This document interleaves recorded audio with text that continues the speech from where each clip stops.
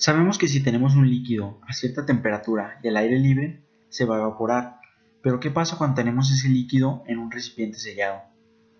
Inicialmente se va a evaporar, como lo hizo cuando estaba al aire libre. Sin embargo, debido al sello, las moléculas evaporadas no pueden escapar a la atmósfera. A medida que las moléculas evaporadas entran en el estado de gas, algunas comienzan a condensarse de nuevo en el estado líquido. A medida que aumenta la concentración de las moléculas de agua gaseosa, la velocidad de condensación también aumenta.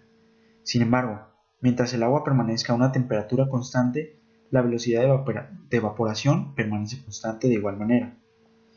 Así, la velocidad de condensación y la velocidad de evaporación alcanzan un equilibrio dinámico, y de esta manera la cantidad de agua líquida y de agua gaseosa se mantiene constante. Un ejemplo de esto sucede muchas veces cuando cocinamos, en el cual al hervir algunos alimentos, al cocer algunos alimentos, estos sueltan algunos jugos, los cuales se evaporan y condensan repetidas veces dentro de nuestra olla. La tensión superficial de un líquido se define como la cantidad de energía necesaria para elevar la superficie de ese líquido por unidad de área. Esto se da ya que los líquidos tienen una tendencia a minimizar su superficie, o sea, su área. Y para ello, pues las moléculas que están más arriba del líquido se juntan más entre sí, porque entre más juntas estén, pues cubren menos área. Entonces eso genera como una disparidad entre las fuerzas entre moléculas, porque las de arriba están todas pegadas entre sí, así que hay más fuerzas intermoleculares, y las de abajo el líquido están menos juntas.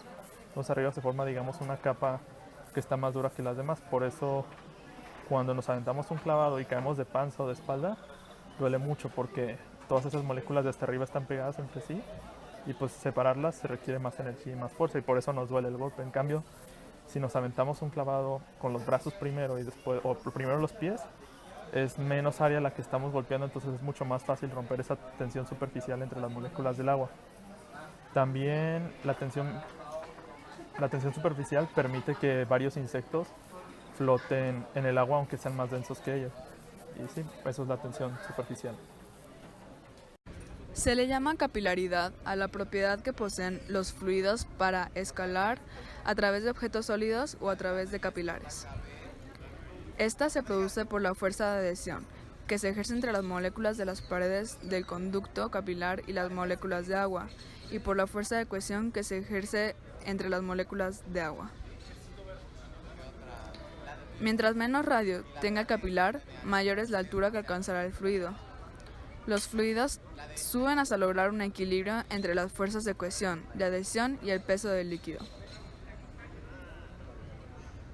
El ángulo de contacto es el ángulo en el cual el fluido entra en contacto con el capilar.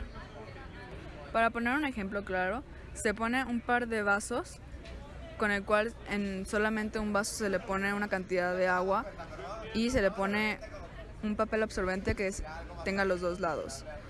Gracias a la capilaridad, el agua comenzará a pasar de un recipiente a otro.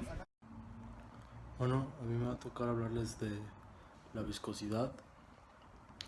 La viscosidad es la resistencia que tienen las moléculas que conforman el líquido para separarse unas de otras. Es decir, es la posición de un fluido a deformarse, y esta posición es debida a las fuerzas de adherencia que tienen unas moléculas de un líquido o fluido con respecto a las otras moléculas del mismo líquido. La viscosidad solo se puede observar únicamente en los líquidos que se encuentran en movimiento. Mientras más grandes sean las moléculas de un líquido, mayor resistencia pondrán a su desplazamiento. Por lo tanto, en este caso, se dice que estos fluidos son más viscosos debido a que el desplazamiento que pueden presentar sus moléculas se da de una manera más lenta. A continuación les presentaré un ejemplo con distintos líquidos para mostrar las diferentes viscosidades que pueden tener.